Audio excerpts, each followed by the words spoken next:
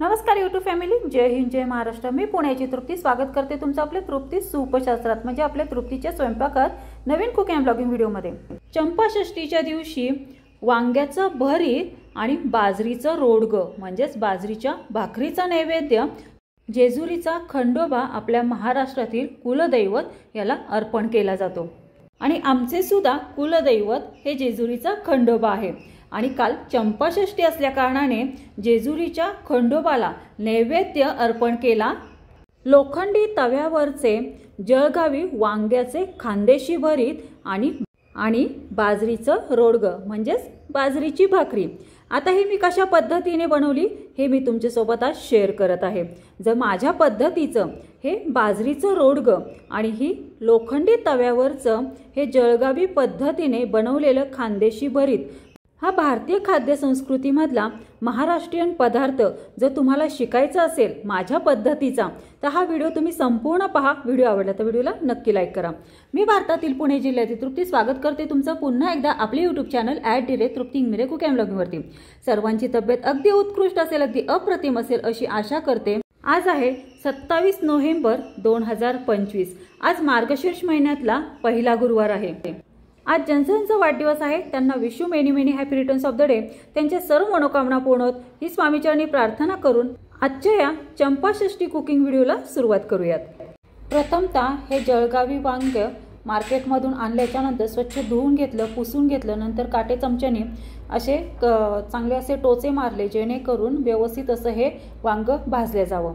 नंतर याला सगळीकडनं असं जे आपलं तेल असतं ते तेल लावलं आणि जाळीवरती ठेवलं, गॅस सुरू केला, गॅसची फ्लेम ही लो टू मीडियम करून सगळीकडनं असं हे वांग भाजण्यासाठी जाळीवरती ठेवलं। वांग भाजतंय तोपर्यंत एकीकडे ही लसूणी पात आहे। लसूणी पात अशा पद्धतीची लसूणी पात असते आणि तशीच कांद्याची पात आहे। ही कांद्याची पात छान अशी सोलून घेतली, निवडून घेतली, वरचं जे कवर असतं ते काढून घेतलं अशा पद्धतीने। आणि जो मुळं असतात ती मुळं सुद्धा सुरीच्या साह्याने कट करून संपूर्ण ही कांद्याची पात छान अशी निवडून घेतली। कांद्याची पात निवडताना ना वरचं सर्व असं टर्फलं काढून टाकायचं आणि त्याचं जे मूळ असतं ना ते मूळ कट करायचं अशा पद्धतीने आणि साईडला ठेवायची ही कांद्याची पात। अशा पद्धतीने ही कांद्याची पात स्वच्छ करून घेतली। नंतर ह्याच पद्धतीने ज्या पद्धतीने कांद्याची पात स्वच्छ केली त्याच पद्धतीने जी ही लसूणी पात आहे लसूणी पात सुद्धा स्वच्छ करून घेतली। लसूणी पात स्वच्छ करताना सुद्धा असंच करायचं आहे। जे मूळ आहे ना मुळं आहेत ती कट करून घ्यायची आहेत। एखाद्या वेळेस काय होतं की सुरीने कटिंग होत नाहीत ही मुळं, मग जी सीझर असते जी व्हेजिटेबल सीझर असते ना त्यांनी कट करून घ्यायची। तर पहा कांद्याची पात आणि लसूणी पात दोन्ही छान असे स्वच्छ करून घेतलेल्या आणि त्या एका प्लेटमध्ये साईडला काढून ठेवल्या। आता एकीकडे वांग सुद्धा सगळीकडनं असं भाजून घेतलेलं आहे। हे एकच वांग केलेलं आहे, एकाच वांग्याचे भरीत करणार आहे। तर आता इथे हे वांग सगळं असं हिरवं भाजून झालेलं आहे। थोडंसं वरतून थोडंसं राहिलं होतं ते सुद्धा भाजून घेतलं।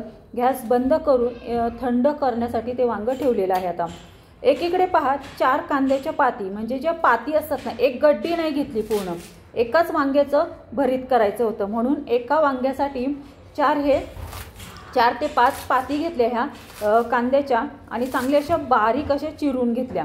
प्रथमतः काय केलं, जे कांद्याची वरती पांढरा भाग असतो ना तो कटिंग नाही केला। प्रथमतः हिरवा भाग असतो ना तो पातीचा तो संपूर्ण अशा पद्धतीने बारीक कटिंग करून घेतला आणि नंतर जो पांढरा भाग आहे कांद्याचा तो कटिंग करून घेतला बारीक अशा पद्धतीने। ह्याच्यानंतर ह्याच पद्धतीने लसूणी पात आहे ती लसूणी पात सुद्धा चांगली अशी कटिंग करून घेतली।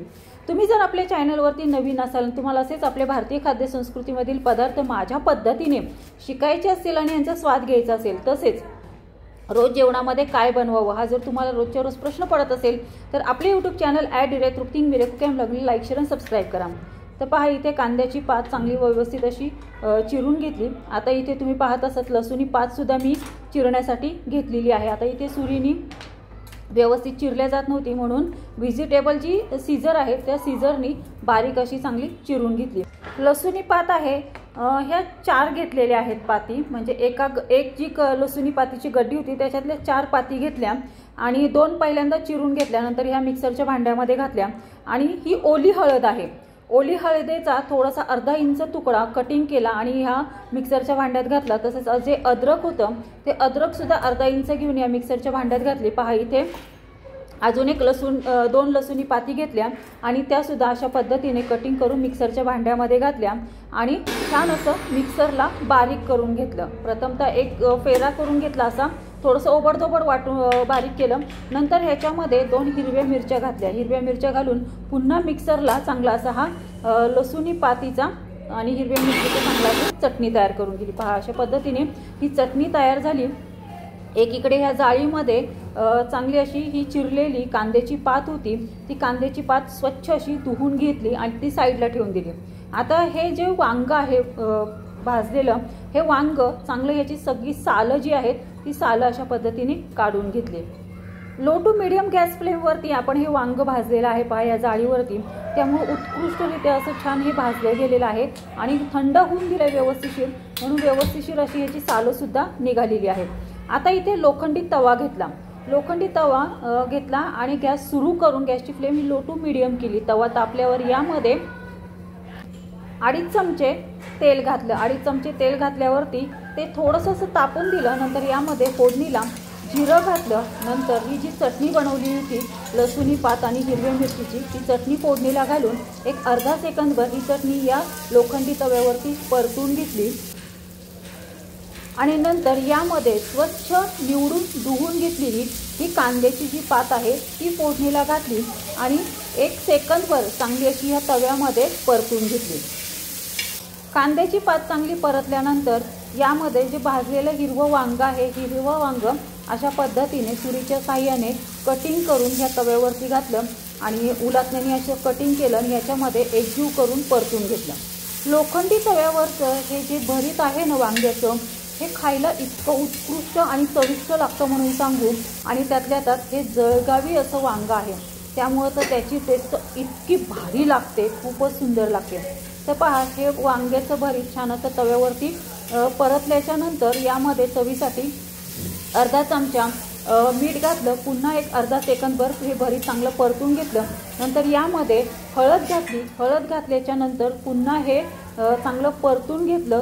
हळद याच्यामध्ये ना एक अर्धा बेबी टेबलस्पून हळद घातली, म्हणजे अर्धा छोटा चमचा असतो ना तो अर्धा छोटा चमचा हळद घातली आणि पुन्हा हे अर्धा सेकंदभर चांगलं असं वांग्याचं भरीत या लोखंडी तव्यावरती लो टू मीडियम गॅस फ्लेमवरती परतून घेतलं।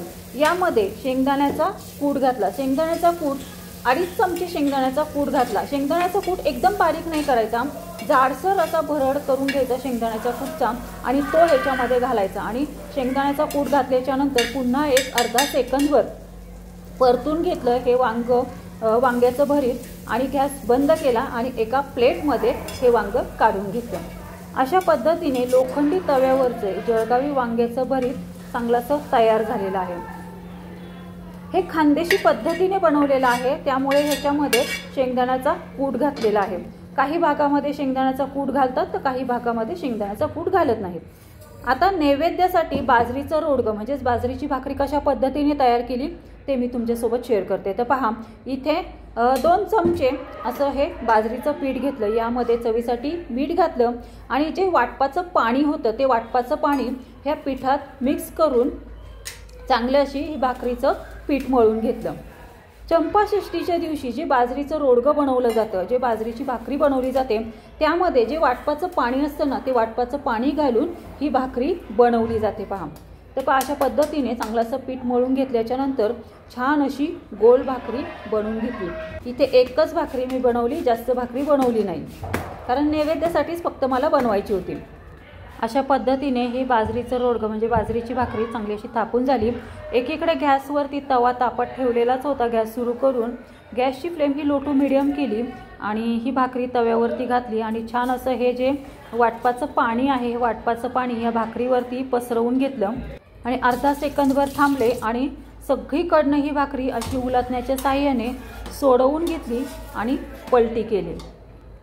भाकरीला पाणी लावल्या लावल्या कधीच भाकरी पलटायची नाही, एक अर्धा सेकंदभर थांबायचं आणि नंतर भाकरी पलटून घ्यायची। भाकरी पलटल्याच्या नंतर दुसऱ्या साईडनी सुद्धा तिला नीट व्यवस्थित छान अशी अर्धा सेकंद भाजून दिली आणि उलटण्याच्या साहाय्याने सगळीकडनं अशी सोडवून घेतली आणि पुन्हा पलटी केली ह्या भाकरीला। आता ही भाकरी आहे ना फुगली नाही बरं का, कारण आहे ना थोडीशी अशी मध्ये फाटली थोडीशी, त्यामुळे कसं फुगली नाही, फुगली पण थोडीशीच अशी फुगली, पण उत्कृष्टरित्या भाजली गेली। तुम्ही पाहत असाल त्याची वाफ पुढे तुम्हाला जाताना दिसेल या व्हिडिओमध्ये। भाकरी फुगतीये पण तिची वाफ जाते, कारण अशी चीर पडली फाटली ती भाकरी, त्याच्यामुळे फुगली नाही ती भाकरी। या पद्धतीने संपूर्ण सगळीकडनं दोन्ही बाजूनी अशी ही बाजरीची रोडगं म्हणजे बाजरीचं रोडगं म्हणजेच बाजरीची भाकरी चांगली अशी भाजून घेतली। छान अशी ह्याच्यावरती साजूक तूप सोडलं। बाजरीच्या रोडग्याला किंवा बाजरीच्या भाकरीला आहे ना जर तूप लावलं ना तर खूप छान लागते बरं का ही भाकरी। तुम्ही एकदा ट्राय करून पहा नक्की, साजूक तूप लावून ती बाजरीची भाकरी म्हणजे बाजरीचं रोडगं नक्की खाऊन पहा किती उत्कृष्ट लागते। तर आता ही बाजरीचं रोडगं एका प्लेटमध्ये एका थाळीमध्ये काढून घेतलं आणि या भाकरीवरतीच हे वांग्याचं जे भरीत आहे लोखंडी तव्यावरती बनवलेलं ते घातलं आणि शेजारी कांद्याची पात, हिरवी मिरची आणि लसूणी पात अशी ठेवली आणि मस्त असा देवाला नैवेद्य दाखवला। तर YouTube family, Champashashti special cooking video तुम्हाला कसा वाटला आजचा मला कमेंट करून नक्की कळवा। जर तुम्हाला आजचा हा चंपाषष्ठी कुकिंग व्हिडिओ जर आवडला असेल तर नक्की अशा पद्धतीने आपल्या भारतीय खाद्यसंस्कृतीमधला हे दोनही पदार्थ तुम्ही नक्की बनवून पहा। अशा पद्धतीने तुम्ही स्वाद घ्या आणि घरातल्यांनाही स्वाद घ्यायला द्या आणि मग मला कमेंटमध्ये कळवा की माझ्या पद्धतीने बनवलेला हा बाजरीचा रोडगं म्हणजेच बाजरीची भाकरी आणि लोखंडी तव्यावरचं हे जळगावी वांग्याचं भरीत तुम्हाला कसं वाटलं। धन्यवाद। Have a good day. भेटूयात आपण अशाच नाविन्यपूर्ण योग्य प्रमाणबद्ध अशा हे आपल्या भारतीय खाद्यसंस्कृती पदार्थासोबत तृप्ती सूपशास्त्रात म्हणजे आपल्या तृप्तीच्या स्वयंपाकामध्ये नवीन कुकिंग ब्लॉगिंग व्हिडिओमध्ये। तोपर्यंत सर्वांनी तब्येतीची काळजी घ्या, मस्त खा आणि स्वस्थ राहा। धन्यवाद।